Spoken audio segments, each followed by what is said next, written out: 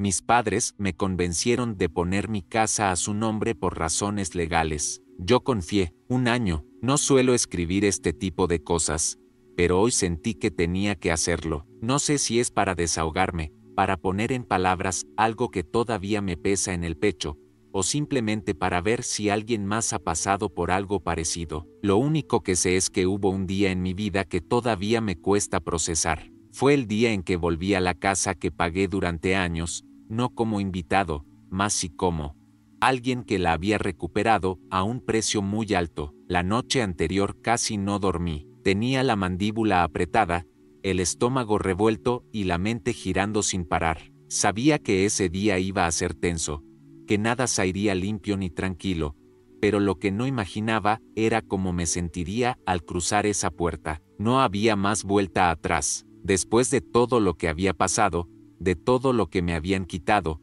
por fin estaba volviendo a tomar control. Antes de continuar con la historia, no olvides dejar tu like y suscribirte a nuestro canal para estar al tanto de más cuentos como este. Llegué en silencio, tenía la llave en la mano, pero tardé unos segundos en meterla en la cerradura, no por miedo, sino por rabia. Estaban ahí dentro, Rain y Emily, viviendo como si nada, como si esa casa siempre hubiera sido suya. Cuando entré, el silencio fue lo primero que me golpeó. No había música, ni risas, ni ese bullicio de familia que alguna vez soñé tener. Rain estaba en el sofá, tirado como si el mundo no le pesara. Se levantó de golpe al verme, sorprendido. No dijo nada, yo tampoco. Caminé hasta el centro de la sala, miré a mi alrededor y dije lo que había venido a decir. Les di hasta el fin de semana para salir. No grité, no pedí permiso, solo informé. Esa casa era mía, de nuevo, y no estaba ahí para negociar. Rain me miró como si no entendiera lo que estaba pasando, pero yo sabía que entendía perfectamente. Lo que no esperaba era que tuviera que enfrentar la consecuencia de sus actos.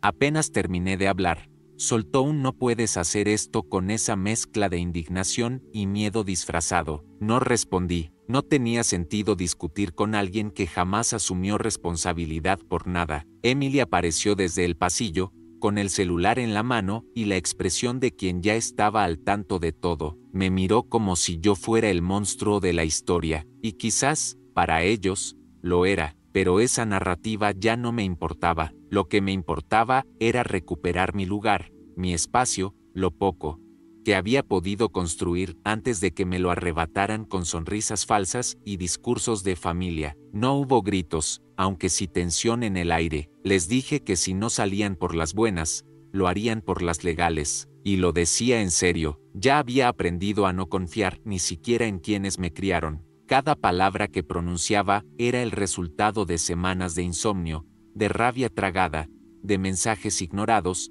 y de mirar cada rincón de un apartamento barato que no se sentía mío. Rain no dijo nada más, se quedó ahí, con el rostro tenso, como conteniéndose. Emily intentó una última vez hacerme sentir culpable, hablando de familia, de que los estaba dejando en la calle, pero no me movió, no esta vez. Yo ya había vivido ese infierno cuando me arrebataron lo único que había logrado por mí mismo. Nadie se preocupó entonces por dónde iba a dormir yo. Nadie me llamó para preguntar si tenía algo en la nevera. Después de esa conversación, me fui. No tenía intención de quedarme ni un minuto más del necesario. Subí al coche y me quedé un rato ahí, en silencio, con las manos en el volante y la mirada fija en el parabrisas. Sentía una mezcla de alivio y agotamiento, como si acabara de empujar una piedra que llevaba años sobre mis hombros, pero también había algo de tristeza. Por más que intentara convencerme de que estaba haciendo lo correcto,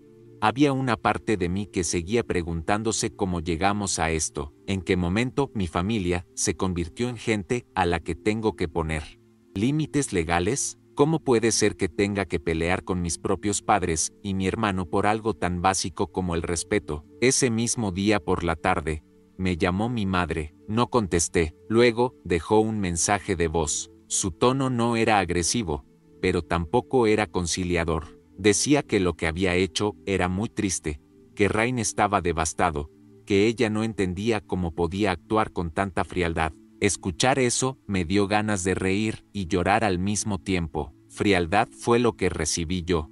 Cuando me quitaron la casa, cuando se la regalaron a Rain sin consultarme, sin siquiera advertirme, me quedé con el mensaje en el teléfono, repitiéndose una y otra vez en mi cabeza mientras preparaba algo para cenar. Era como si intentaran convencerme de que era yo el que rompía la familia, cuando la verdad es que solo estaba intentando sobrevivir después de que la familia me pasara por encima. Cenando solo en mi departamento, no podía evitar recordar el momento exacto en que mis padres me pidieron poner la casa a su nombre. Fue en una cena también, como si todo lo malo en mi vida empezara con platos sobre la mesa. Me lo vendieron como un trámite, como una forma de protegerme, y yo, iluso, firmé. Pensaba en eso mientras comía cualquier cosa recalentada en el microondas. Me sentí estúpido, no solo por haber confiado, sino por haber tardado tanto en hacer algo al respecto. Ese día, al menos, sentía que por fin estaba tomando decisiones que eran mías, que por fin estaba actuando como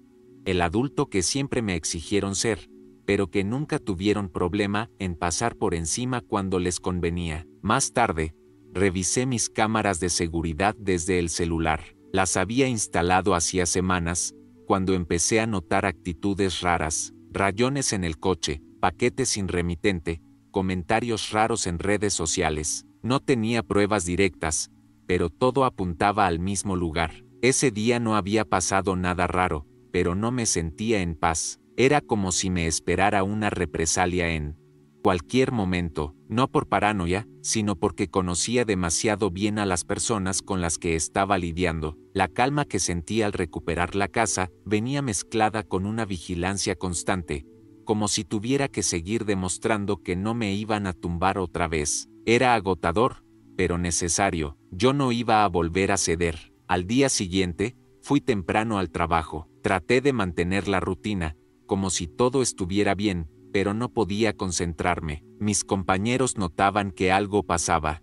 Aunque nadie decía nada directamente, no quería convertir mi vida en tema de conversación, pero también me costaba guardar todo adentro. A mitad de la mañana, el portero me llamó por interno para avisar que alguien preguntaba por mí en la recepción. Me pareció raro. Bajé con el estómago apretado y ahí estaba Rain, con la misma cara de siempre, cansado, molesto, como si yo fuera el culpable de todos sus fracasos. Apenas me vio, empezó a hablar alto, diciendo que lo había dejado en la calle, que Emily estaba destrozada, que nuestros padres no se lo perdonarían nunca. Fue humillante, no solo por lo que dijo, sino por cómo lo dijo, con gente mirando, con mi trabajo de fondo. Tuve que pedirle a seguridad que lo sacara. Volví a mi escritorio con la cara caliente de vergüenza, pero también con una rabia fría que me quemaba por dentro. No era justo, nada de lo que estaba pasando era justo,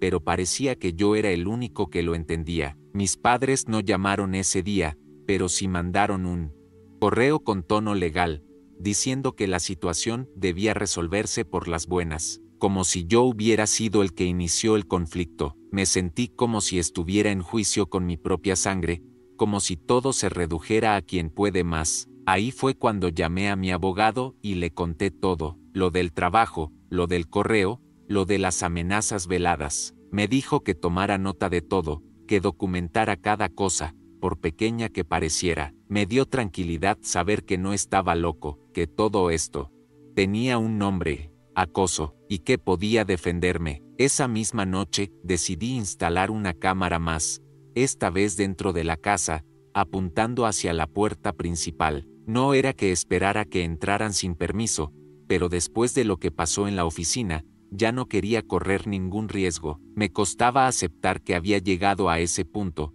donde tenía que protegerme de mi propia familia, pero ahí estaba yo, atornillando cosas a la pared mientras afuera caía una lluvia fina. Lo hacía en silencio, sin música, sin televisión, solo con mis pensamientos de fondo. Pensaba en cómo, en algún momento, llegué a creer que esta gente me quería, y me preguntaba si en algún rincón de sus mentes, ellos también se daban cuenta de todo lo que habían hecho. Pero no importaba, a esa altura, ya no se trataba de comprensión, Se trataba de proteger lo poco que me quedaba intacto. Cuando terminé de montar la cámara, me senté en el suelo de la sala, justo donde solía estar el sillón viejo que Emily había cambiado por uno que odié desde el primer día. Estaba solo, como siempre, pero no me sentía derrotado. Estaba cansado, sí, pero también firme. Esa casa ya no era solo un techo, era mi resistencia, mi prueba de que aún podía recuperar algo cuando todo parecía perdido. Revisé el sistema de grabación, me aseguré de que todo funcionara y luego me fui a la cocina a preparar algo rápido. Mientras la pava hervía, llegó un mensaje de texto de un número desconocido. Decía, disfruta mientras puedas. No tenía firma, pero no necesitaba una. Sabía exactamente de dónde venía. Lo bloqueé sin responder y me prometí que esa sería la última vez que me dejaría afectar por algo así. Al menos, esa noche. Dormí mal esa noche. Cada sonido me parecía una señal, cada sombra un posible intruso. Revisé las cámaras más veces de las necesarias, solo para confirmar que no había movimiento. Me sentía como si estuviera viviendo en una especie de guerra silenciosa, una guerra sin armas, pero con amenazas, desgaste mental y una soledad que pesaba como concreto en el pecho. Al día siguiente, cuando fui a sacar la basura, vi que habían rayado nuevamente la puerta del auto, esta vez con algo más grueso, más profundo, como si quisieran dejar una marca permanente. No me molestó por el daño al coche, eso se repara. Me dolió porque era otra confirmación de que no había paz posible mientras ellos siguieran sintiéndose con derecho sobre algo que nunca les perteneció. Tomé fotos, llamé a la policía y a mi abogado. No era la primera vez, así que ya sabían qué hacer. Pasé el resto de la mañana entre llamados y correos. Marqué todo lo ocurrido en un cuaderno que ya tenía varias páginas llenas de fechas, horas, descripciones. Parecía más el archivo de una investigación que la vida de una persona común. Me sentía agotado, como si cada paso que daba para defenderme fuera también un recordatorio de que algo se había roto para siempre. En un momento, me senté en el borde de la cama y me quedé ahí, sin moverme, solo, respirando. No pensé en nada, solo escuchaba el sonido del ventilador del techo y los pasos de mi vecino arriba. Esos momentos de silencio absoluto se volvieron raros en mi vida, pero ese día, ese rato en la cama, me sostuvo, porque entendí que, aunque no podía controlar lo que otros hacían, sí podía decidir no rendirme. Por la tarde, recibí un correo de mi abogado confirmando que podíamos solicitar una orden de restricción contra Rainer. No era algo que me hiciera feliz, pero sí me dio una sensación de control que hacía tiempo no sentía. Firmé los documentos digitalmente y los envié de inmediato. No me tembló la mano. Estaba cansado de esperar que la situación mejorara sola. Estaba harto de fingir que era posible razonar con quien nunca pensó en mí como alguien con derecho a decir no. El trámite no tardaría mucho, y mientras tanto, me aconsejaron no responder a ningún mensaje, no provocar, no aparecer en lugares donde pudiera encontrarme con ellos. Básicamente, vivir como si fuera un blanco. Me pareció absurdo, pero era eso o volver a perderlo todo. Así que bajé la cabeza y seguí las indicaciones. Ya no estaba actuando por orgullo, sino por necesidad. Esa noche, justo cuando empezaba a relajarme, sonó el timbre. Me paralicé. Nadie venía a visitarme sin avisar, y mucho menos de noche. Me asomé por la mirilla y no vi a nadie, pero cuando abrí la puerta, encontré un bote de pintura volcado en el porche, roja, goteando por las escaleras como si alguien quisiera simular sangre. No necesitaba cámaras para saber quién estaba detrás, pero igual revisé las grabaciones. Vi una figura encapuchada, delgada, moviéndose con rapidez. No pude ver el rostro, pero el cuerpo, la forma de caminar. Era Rain. Llamé a la policía, otra vez. Cuando llegaron, tomaron fotos, revisaron los videos, hicieron preguntas que ya me sabía de memoria. Me senté en el borde del sofá mientras uno de los oficiales me decía que, aunque no podían arrestar a nadie sin pruebas claras, iban a patrullar más seguido. No era consuelo,